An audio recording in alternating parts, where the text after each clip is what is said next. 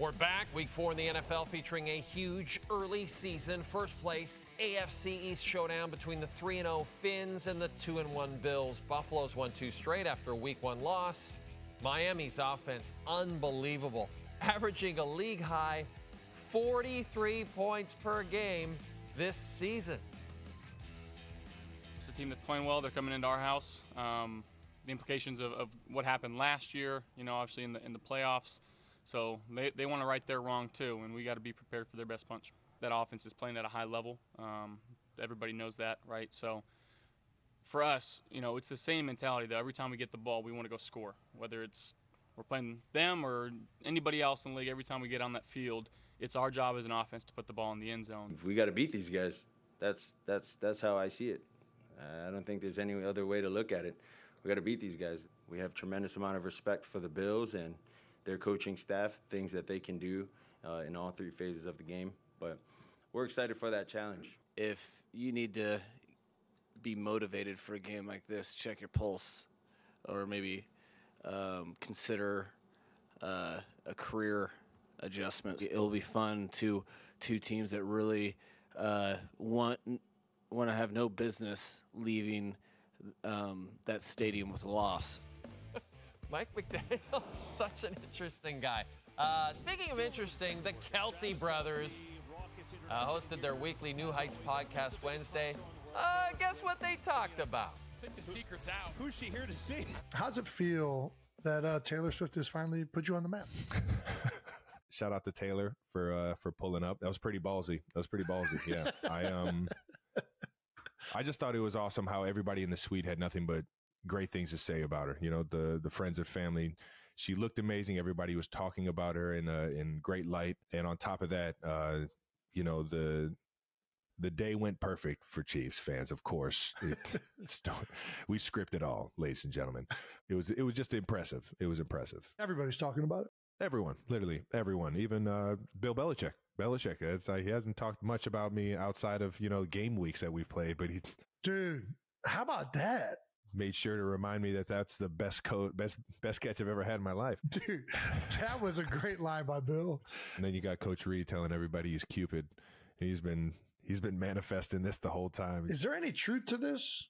I don't even know how to answer that. To see the slow motion chest bumps, to see the high fives with mom, to see how Chiefs Kingdom was all excited that she was there. That was absolutely hysterical, and it was definitely a game I'll remember. That's for damn sure. And then we just slid off in the getaway car at the end. Took my Chevelle to the game, and yeah. Got the convertible, baby. Oh, yeah. You already know, having fun flying around, breaking all the speed limits and that thing. Shout out to Taylor for coming through and see me rock the stage.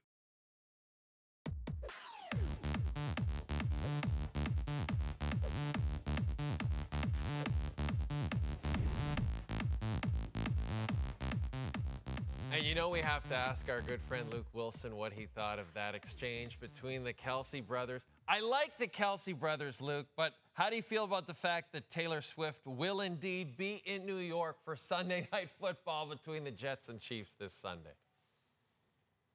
Jay, you said it. I love the Kelsey brothers. I think both of them are hilarious and tremendous football players. But this is just becoming high cringe for me personally. Even that interview, I'm like, it almost reeked of a high school first date ordeal. I mean, it's playing out in front of our eyes. Everyone's chiming in. I want football. Let's talk ball, man. Again, it's too much for me, Jay. Well, let's talk ball, buddy. This past Sunday, you said the Bills' key to victory over the Fins this week would be putting pressure on Tua. Let's just say that they are not able to do that, and this thing turns into a shootout, buddy. Do you trust Josh Allen and the Bills' offense to keep up with this high-flying Fins offense? Do I trust them? Yeah, I mean, they definitely can. It comes down to the decisions in that shootout type of game Josh is going to make. But for me, if it does come down to a shootout, I think the biggest key is actually Gabe Davis. And the reason I say that is we all know the dynamic duo of Josh Allen and Stephon Diggs. They're going to make plays. There's no stopping that duo. But somebody else needs to step up and make plays to help alleviate the pressure on Diggs and Allen. And to me, it's Gabe Davis, especially because he's a go ball threat. He's a down the field threat. All of a sudden now, if this game becomes a shootout and you connect on a couple go balls or a deep shot to Gabe Davis, now all of a sudden you can't just focus everything on Stephon Diggs, and it opens up a lot more space for him. So like you said, Jay, if this becomes a shootout, Josh Allen definitely has the ability to go, toe-to-toe with Tua, with this Dolphins offense, but he needs someone else to step up outside of Stephon Diggs, who we know is going to make plays. I want to get back to that Sunday Nighter, but I promise I won't ask any more. No more Taylor questions. But I do want to play a clip for you, buddy. Chiefs linebacker Willie Gay, when asked about the quarterback he'll be facing on Sunday, Zach Wilson. When you look on tape, what are you seeing from Zach Wilson and their offense? Damn. That was a hard question, I can't lie. The team that want to run the ball. He almost burst out laughing, Luke. That's what happened there. Willie Gay almost laughed about Zach Wilson. Aaron Rodgers on Pat McAfee telling the whole team to grow up. Garrett Wilson on the sidelines chirping Zach Wilson. Like, how frustrating a locker room is this right now for the rest of these New York Jets players? It's outrageously frustrating, Jay, and from a variety of standpoints. But first and foremost, you get to the point in this league when something like this happens and clearly Zach Wilson is not playing at a high level. It's very obvious. I mean, you just saw an interview from Willie Gay that you can read between the lines, and every other position will be held to a standard that he's currently not being held to. So you look at the tight ends, the offensive line, the defense especially. If one of those guys were to have week after week poor performances like Zach Wilson, they wouldn't get the coddling that he's getting right now. And I know the flip side of this is, what is Robert Saleh going to say? But they've pretty much wrapped their arm around Zach, and they keep saying, oh, he's doing great, he's our guy. Trust me when I say, Jay, if I played bad, which I've played bad, that's not what happens in the NFL. Your coach comes up to you after a couple weeks of bad play and says, son, you either start playing better or we'll find someone who will. And that's the reality for everyone else in that locker room. And to me, that's where this frustration boils from, because there's one guy in Zach Wilson that is not being held to the same standard that every other person in that locker room is being held to. And then to make things worse, I think why you're seeing, it spill onto the sideline, because usually you can keep this in the locker room. You don't see it unfold in the middle of a game. But this team had such high expectations. There was all this chatter, myself included, that they were Super Bowl contenders with Aaron Rodgers, and now all of a sudden they're 1-2 and can't move the ball.